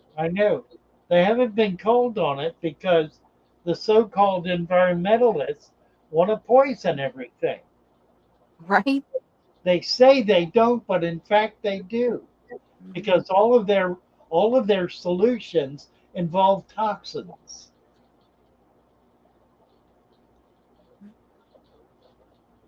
They don't trust nature to take care of the problems that are created by organisms interfacing with each other in nature. They simply want to say human beings are destroying the earth, which is a bald faced lie. No Absolutely. matter how you slice it, it's a bald faced lie. It's a political commentary aimed at controlling economics and controlling populations. Its purpose is to kill people and build wealth. That's what environmentalism is all about, killing people and building wealth among the wealthy. It's not about saving the earth. The earth is perfectly fine and perfectly capable to save itself. Now, as as the leading, if you will, organism on the earth, it behooves us to do what is best for the environment. The environment being that environmental condition in which we and the life around us that we depend upon is able to best survive. Mhm. And that environment has everything to do with warmth. with being warm, not with being cold. All of the research going back thousands of years, looking at tree rings, growth rates, all of that stuff, where there have been growth rates based on increase in temperature, everything has flourished. Yeah. Life has flourished. Culture has flourished. Health has flourished. When cold was introduced, the opposite occurred. Sickness began to flourish. Death began to flourish. The breakdown of life was brought on. Now, if you look at the goals of environmentalism, the so-called environmental movement, the goals are to reduce temperature, to reduce temperature. We know scientifically, we know that reducing temperature kills life. It causes ice ages. It causes a diminishing of life. We know similarly that increasing temperature increases life. Now, let's take this to the aquarium. I maintain my tanks at 82 degrees.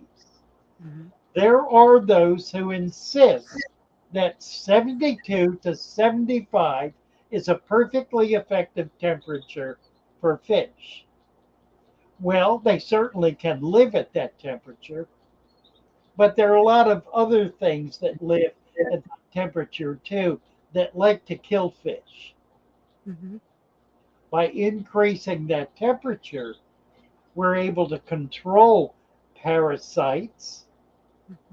We're able to manage the breakdown of waste because we can create a more dynamic biological system that breaks down waste and that utilizes it in plant growth and the like. In other words, we by warming it up, we can create a healthier environment. The animals living at the equator are living in water is typically 90 degrees at the surface.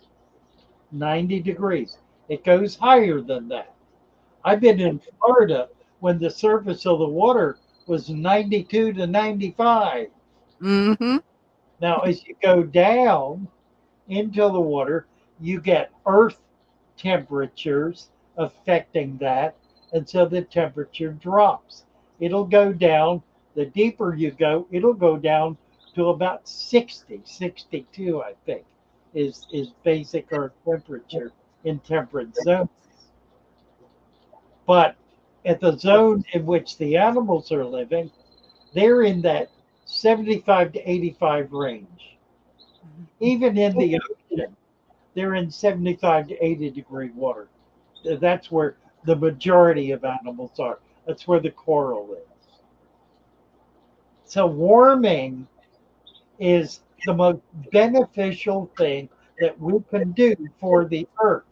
It staves off freezing temperatures, which can occur if the permafrost gets established and gets through 1 year, one entire year, you're done.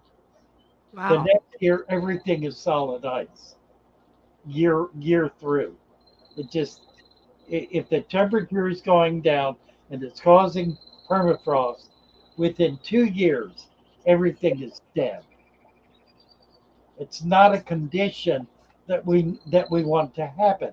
And yet it is precisely what these idiots are calling for because their agenda is not nature. Their agenda is not the natural world. It just isn't. Their agenda is trying to force people to do things Mm-hmm. and bitching and whining and moaning about it and complaining and accusing along the way. You're a bad person because you have gas in your car. Well, yeah, yeah. You're a bad person because you eat foods that make you fart. And you're the one that says cow farts are a problem. And Yeah, you're a that's cow, so craziest why is thing that? I've ever heard is cow farts with a problem. When I first heard that, I'm like, okay, none of you guys ever lived in the country, because no, that's not it. Right. Insane. Anyway, It really is. don't use prime nasty stuff. Use vitamin C. Yeah, absolutely. Absolutely. Vitamin C works for chloramine. Absolutely does. Guaranteed. And Hey, Vic, Corvo says, you ate a farts are back. Right. we know what Cornwall's favorite subject is. Pamela. I need to get Pamela. Oh, Pamela. Oh, that's 3G. What am I looking at? But Victor, see, he has something kind of interesting. What is an educated opinion about coral reefs receding and dying off from global warming? Because it kind of looks like it would make them grow better. I mean, the heat.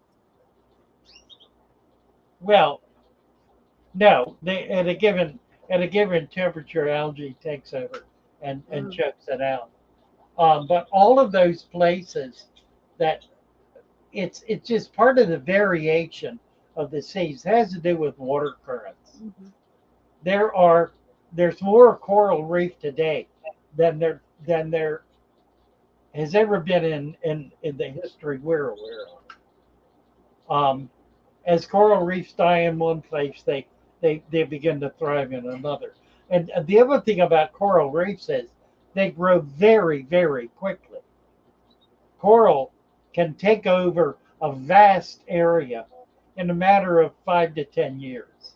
Oh, wow. It's very quick.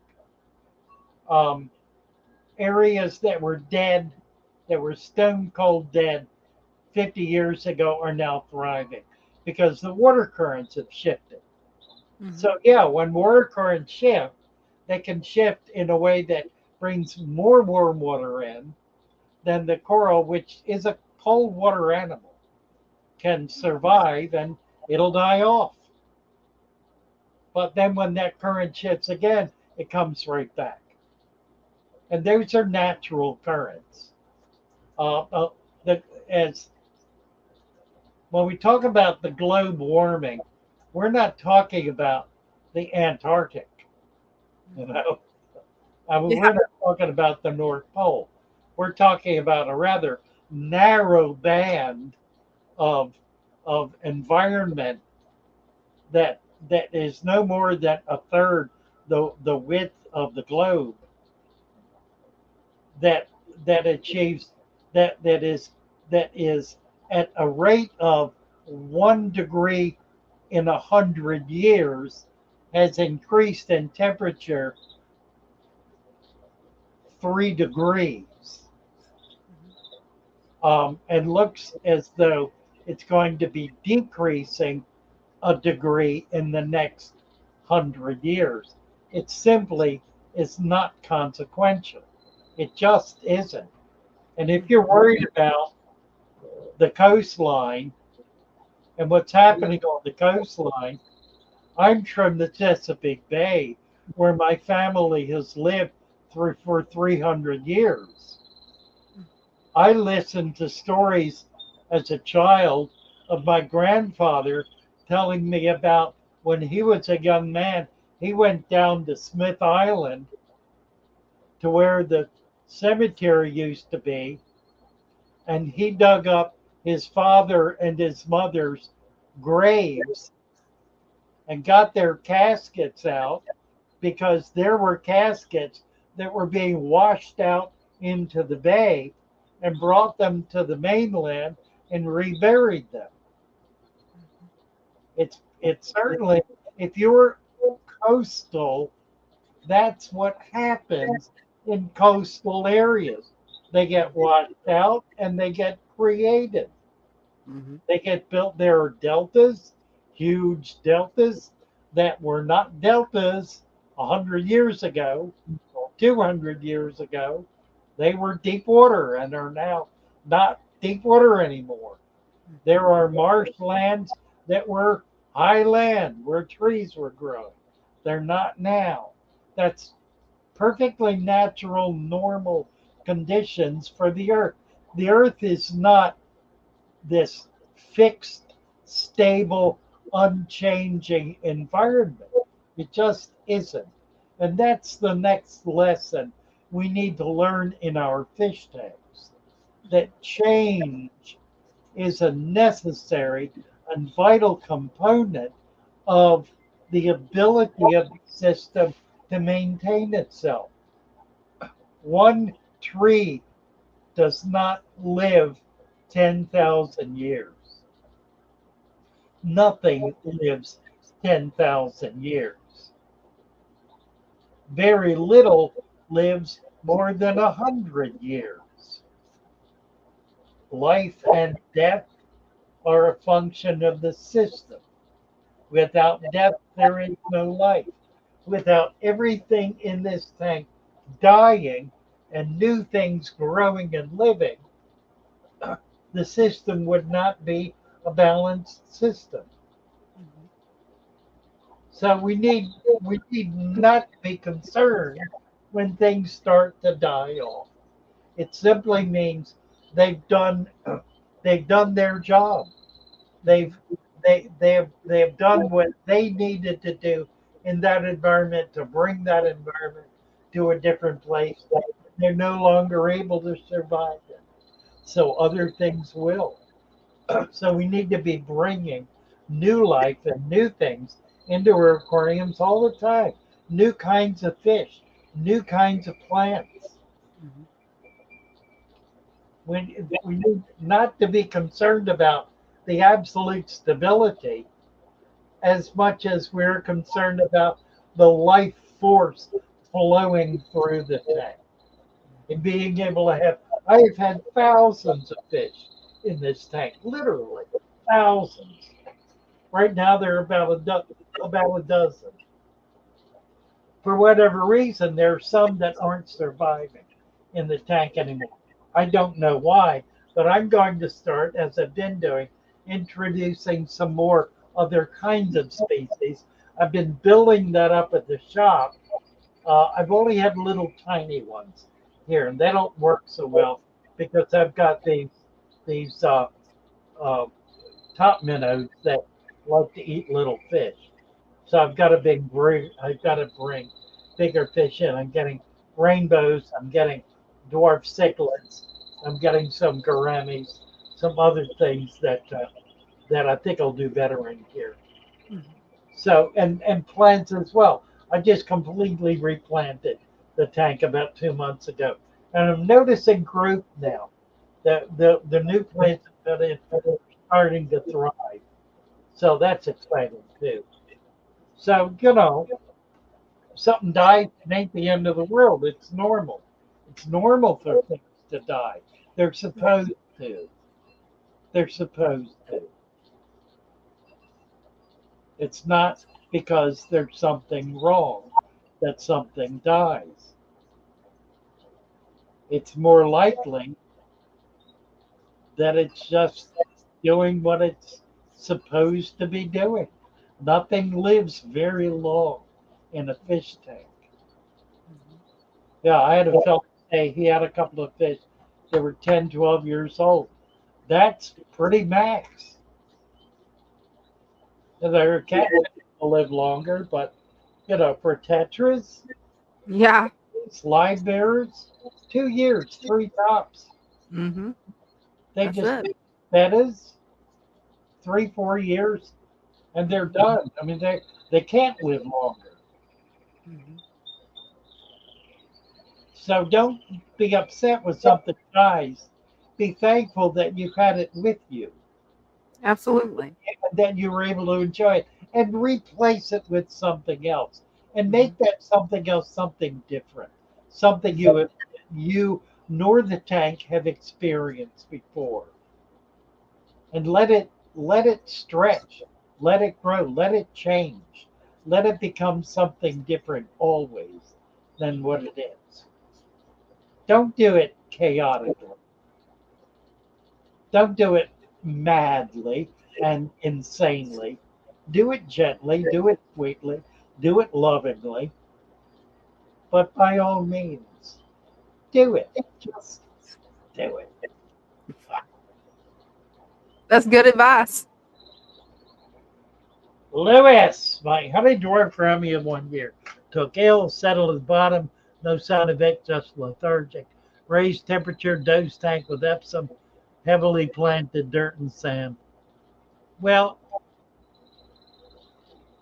generally, when that happens, I like to take the fish out of the tank and put it in the hospital tank where I can observe it, where I can be in control of its environment, where I can try treatment, where I can do things to try to help it.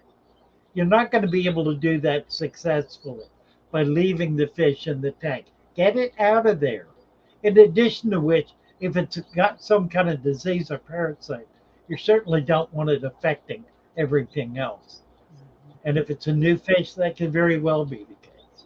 So get your sick fish out of the tank, put them in a bare, clean, new hospital tank, and then get on there, get in the shoal, and talk about what you're doing, what's happening. You'll get a lot of help there. Yeah, you will. Do worry about sharp points, so no antlers on sticks, at least in my axolotl tanks. Yeah, that's interesting. I've seen injury. The biggest problem is fish like bettas and guppies. Um, and the injury is caused because their fin are so thin and so delicate that they tear with almost no effort at all. They're like filaments, which is why you should have just plants in a small bowl if you have the super fancy betta. It's going to be the safest way to keep that fish from being damaged. Yeah.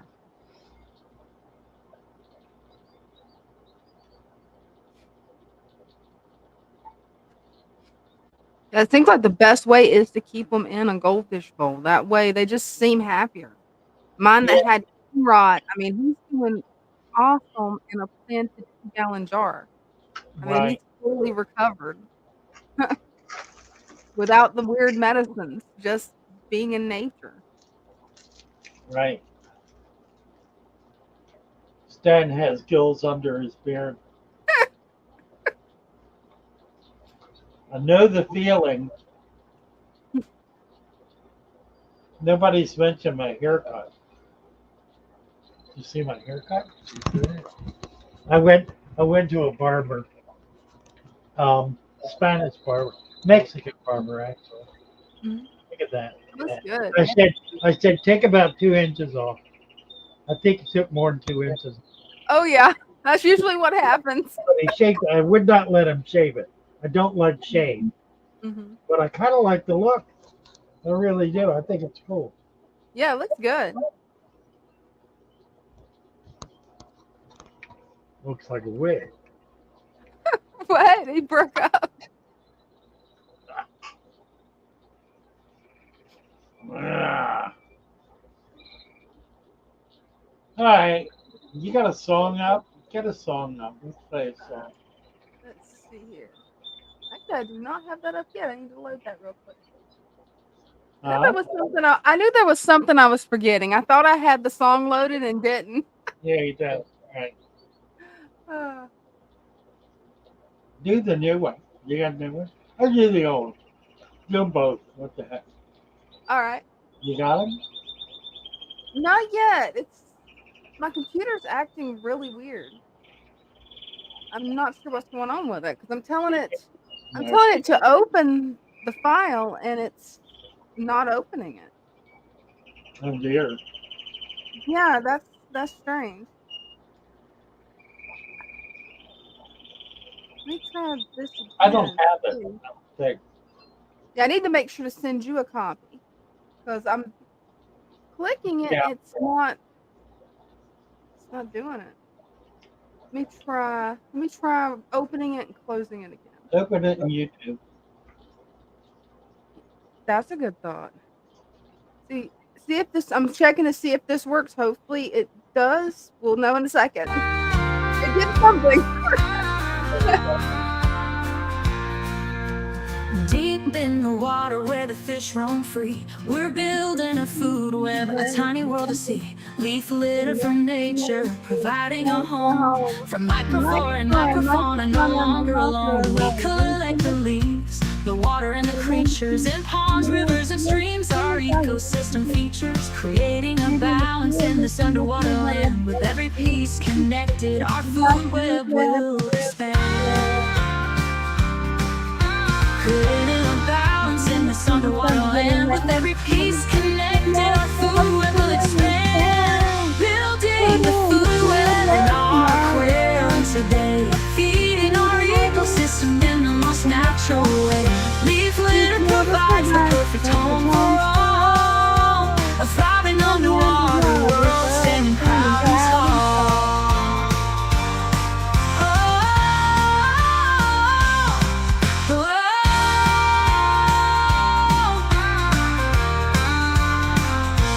Microscopic life hiding and thriving beneath the surface of the water, a delicate motif. As we watch them flourish in a tiny space, we see the importance of maintaining place. We care for our aquarium with love and dedication, knowing that every element plays a vital relation. From the smallest to the largest, every creature has a role. Together they create our harmonious home. Building the food web in our aquarium today, feeding our ecosystem in the most natural way. Leaf litter provides the perfect home for all, a thriving underwater world standing proud and tall.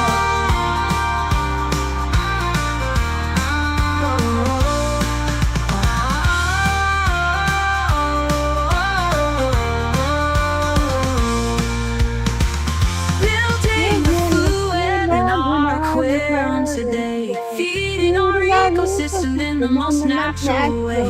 Leaf litter provides the perfect home for all, a thriving underwater world standing proud and tall.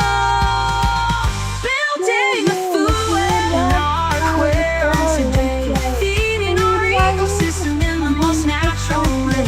Leaf litter provides the perfect home for all, a thriving underwater world standing proud and tall.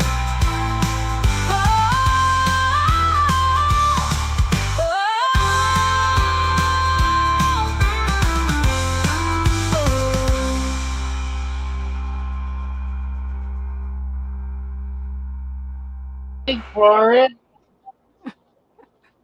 What? There it is. There it is. All right, my loves. We are at the end of the evening. Love you all. Love you guys. In the water where the fish roam Wonderful to free, be with you. we're building a Red ass. food web, a tiny world to see. Leaf litter from nature, providing a home. From microflora and microfauna, no longer alone. We collect the leaves, the water and the creatures in ponds, rivers and streams. Our ecosystem features, creating a balance in this underwater land. With every piece connected, our food web will expand.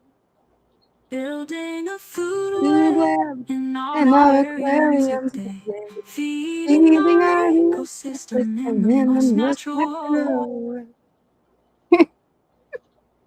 Lovely. Good night, all. Good night, See you you, guys. see you Wednesday night. Show and tell. Join us.